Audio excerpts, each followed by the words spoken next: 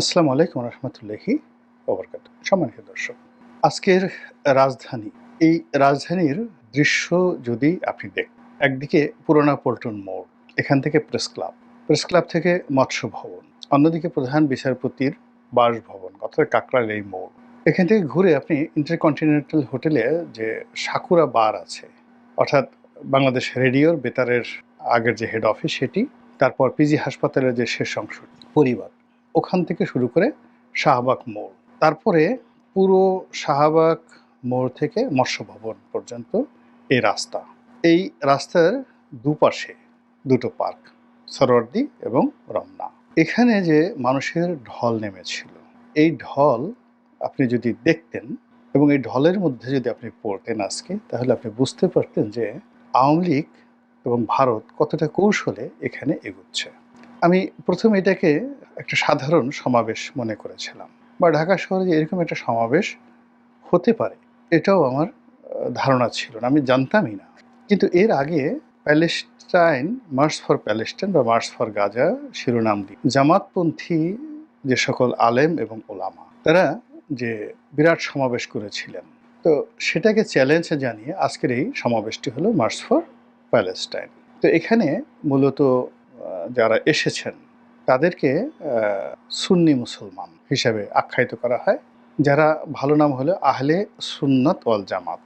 বাংলাদেশে যারা ইসলামী রাজনীতি করেন তারা তিনটি ভাগে বিভক্ত। একদিকে হলো জামায়াত ইসলামী, আরেকটি হলো আহলে সুন্নাত ওয়াল জামাত এই পন্থী যারা লোকজন, আরেকটি গ্রুপ রয়েছে হেফাজত।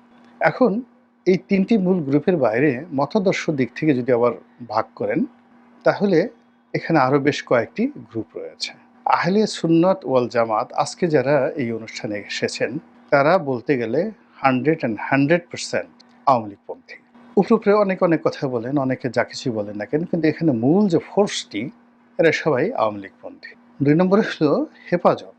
হেফাজত যারা কওমি লাইনে পড়াশোনা করেন, কওমি নেসাব বলা হয়, এবং এই কওমি নেসাবের মধ্যে যে গ্রুপ, দুটো গ্রুপ, যাদেরকে দেওবন্দী ঘরানার আলেম ওলামা, হাদিসে তারা স্পেশালাইজড, এবং এখানে বুখারী শরীফ পড়ানো হয়। হাদিস বিশেষজ্ঞ রূপে তাদেরকে কওমি মাওলানা রূপে শেখ হাসিনা তাদেরকে স্বীকৃতি দিয়ে গেছেন যে এখান থেকে দাওরায়ে হাদিস পাশ করলে তারা মাস্টার্স ডিগ্রিধারী হয়ে পড়বেন আলিয়া মাদ্রাসার মতন করে। এরকম অসংখ্য কওমি মাদ্রাসা বাংলাদেশে রয়েছে। তো এই কওমি মাদ্রাসার মধ্যে যে বিভিন্ন সংগঠন রয়েছে, এই সংগঠনের একটা কম্বাইন্ড নাম হলো হেফাজতে ইসলাম। আওয়ামী লীগ জমানাতে এই হেফাজতে ইসলামের দুটো অংশ হয়ে যায়। একটি অংশ আওয়ামী লীগ বিরোধী, আরেকটি অংশ আওয়ামী লীগপন্থী, এবং পুরো সময়টি জুড়ে আওয়ামী লীগপন্থীরা এখানে আধিপত্য বিস্তার করে হাটহাজারী মাদ্রাসাকে কেন্দ্র করে, এবং এখনো পর্যন্ত তাদের সেই আধিপত্যটা রয়েছে। এবং ঢাকাতে লালবাগ, যেটা মুফতি ফজলুল হক আমিনী, এই লালবাগ মাদ্রাসা, এইটাও আওয়ামী লীগপন্থী হেফাজতের নেতারা দখল করে রেখেছিল। আওয়ামী লীগের পতনের পরে চট্টগ্রাম কেন্দ্রিক যে হেফাজত নেতৃবৃন্দ রয়েছেন, তারা তাদের অবস্থানে অটুট আছেন। লালবাগের নেতৃত্বটা এখন চলে এসেছে হেফাজতের এই আওয়ামীপন্থী গ্রুপ, কিন্তু এই গ্রুপটি এখনো পর্যন্ত রাজনৈতিকভাবে নিষ্ক্রিয়, তারা স্বতন্ত্রভাবে দাঁড়ানোর চেষ্টা করছেন। কিন্তু এই গ্রুপের মধ্যে তিনটি আবার উপগ্রুপ রয়েছে।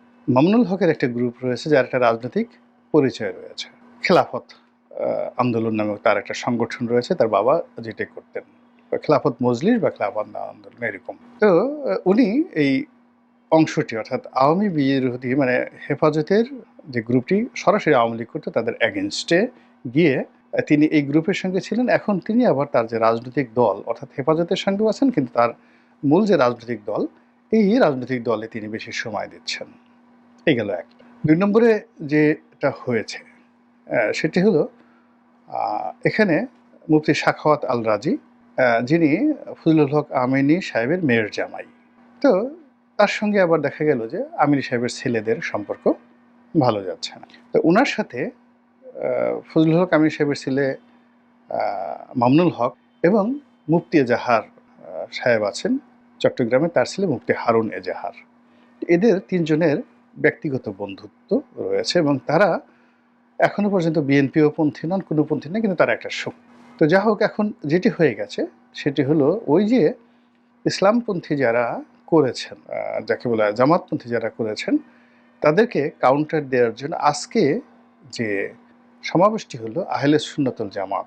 তো আহলে সুন্নাতুল জামাত এরা করেছেন, এদের মধ্যে আর কোনো গ্রুপ নাই, এদের মধ্যে ম্যাক্সিমাম মাইজ ভান্ডারি, এনায়েতপুরি, আটরশি, ফুলতলি পীর সাহেব, মানে যাদের তরিকা রয়েছে, সিলসিলা রয়েছে, মাজার রয়েছে, তারপরে যারা পীর মোর্শেদ এই জিনিসগুলোতে বিশ্বাস করেন, তারা আজকে বাস ভরে ভরে এসেছেন। যদিও ঠিক এই তরিকার মধ্যে চরমোনাই পড়ে, কিন্তু চরমোনাই এখানে আসেনি, ওটা আবার আলাদা একটা গ্রুপ হয়ে গেছে, একটা স্বতন্ত্র একটা গ্রুপ হয়ে গেছে।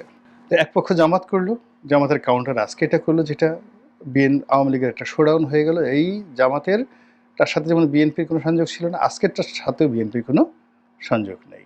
এরপরে আগামী শনিবার ৩ তারিখে সম্ভবত সেটা দেখেছে হেফাজত, এবং এখানে হেফাজতের যে গ্রুপটাই আসুক না কেন, এখানে 2 গ্রুপটাই আসবে। শুধুমাত্র চিহ্নিত আওয়ামী যে সকল লোকজন একেবারে নেতৃত্বের পর্যায়ে ছিল, যেমন মুফতি শফি সাহেবের ছেলে, আল্লামা শফি সাহেবের ছেলে মুফতি ফয়জুল্লাহ, ওনারা হয়তো আসবেন না, কিন্তু তাদের লোকজন আসবে। এবং হেফাজতের নামে যে সমাবেশটি হবে সেটিও বিরাট এবং ব্যাপক সমাবেশ হবে। ওর মধ্যে ধরে রাখেন 60 or 70% আওয়ামী লীগের লোক দুটো সমাবেশ করে ফেললো।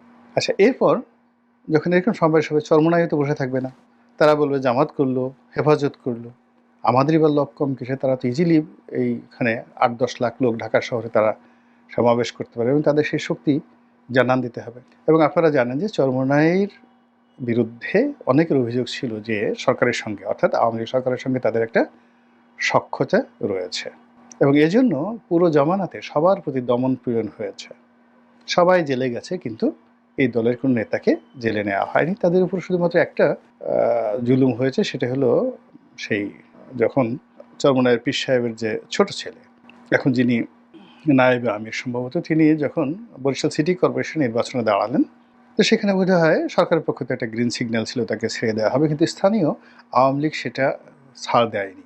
ফলে শেখ হাসিনার ইচ্ছা থাকা সত্ত্বেও তিনি মেয়র হতে পারেননি, এবং ওই সময়টাতে মারামারি কাটাকাটি হয় এবং সেখানে তিনি আহত হন, রক্তাক্ত হন। তো এরপর থেকে তিনি শেখ হাসিনার প্রতি আর বিশ্বাস আস্থা রাখতে পারেননি। এ নিয়ে তিনি শেখ হাসিনাকে অভিশাপ দিয়েছিলেন, কিন্তু দলের সঙ্গে তার যে ট্যাগ বা বদনাম, এটা থেকে বের হওয়া তার পক্ষে এখনো সম্ভব হয়ে ওঠেনি। ফলে তিনি যদি 10 লক্ষের একটা সমাবেশ করেন, সেখানে আওয়ামী লীগের উপস্থিতি, প্রভাব কোন পর্যায়ে থাকবে, এই গেল একটা অংশ। এরপরে তারা যখন করবে তখন তাবলিগের লোকই করবে, তাবলিগের লোকও তো বসে থাকবে না। সেখানে তাবলিগের দুটো গ্রুপ, একটা হলো সাতপন্থী আর একটা হলো জুবায়েরপন্থী। তো মাওলানা জুবায়েরপন্থী বাংলাদেশের যে গ্রুপটি আছে, এই গ্রুপটির সঙ্গে আবার এই হেফাজতের মামুনুল হক সাহেব, আল রাজি সাহেব, সাখাওয়াত আল রাজি সাহেব, মুফতি এজাহার সাহেব, এদের একটা সংযোগ রয়েছে।